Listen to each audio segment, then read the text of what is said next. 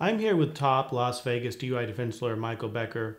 And Mike, today I want to talk to you about second-time DUI here in Nevada.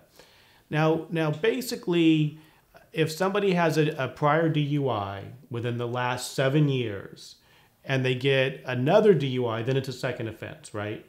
And the penalties are substantially greater in a second time. The main distinction between a first and a second time DUI in Nevada is for a first time DUI, the minimum jail period is 2 days.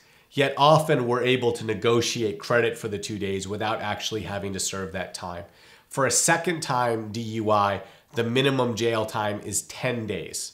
So the reality of having to actually see the inside of the jail is a lot more real on a second time DUI. And the license suspension? The license suspension for a second DUI is 1 year as opposed to 90 days suspension for a first time DUI. And what about, let's say I get a 1 year license suspension in a second time case. Can I get a restricted license? You can apply for a restricted license after you've done half of the period, which is 6 months, but it's still a rather lengthy period of suspension before you can ask to have your license reinstated on a restricted basis. So 6 months I can't drive at all, and possibly the second 6 months I might be able to have a restricted license. That's correct. Now what are the, let's say I get convicted of second time DUI. Can you sort of go over again, what are the penalties that I would face? Okay, there are 6 consequences of a second time DUI. First is possible jail time, 10 days up to 6 months. Second is a fine, minimum $750 up to $1,000. Third, community service. Fourth, requirement that you do a DUI alcohol program, which can often be done on the internet. Fifth is participation in a victim impact panel, which is basically you go before a panel of mothers against drunk driving and you hear a lot about the consequences of DUI and the harm that it causes. And 6 would be the suspension, which we've spoken of previously. Now, you've defended a lot of people charged with second time DUI, and you've had a lot of success in those cases. What sorts of things have you been able to do for your clients?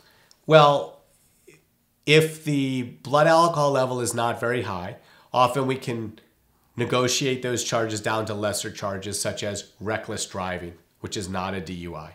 Sometimes if there's a higher blood alcohol level, we can convince the prosecutor to let us plead to it as a first time for sentencing purposes, but second time for priorability, meaning the prosecutor will agree to the penalties that are similar or the same as a normal first time DUI with no jail, but is on record as saying this still counts as a second time DUI. So if you pick up a third within a 7-year period, it's still going to be a felony. And also, I mean, just in the back of all of this is the state still has to prove beyond a reasonable doubt that you were driving under the influence.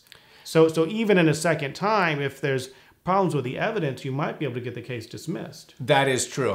Ultimately, the goal in representation on every DUI case is to try to find an angle to get the case dismissed entirely, whether it be through negotiation or taking the case to trial.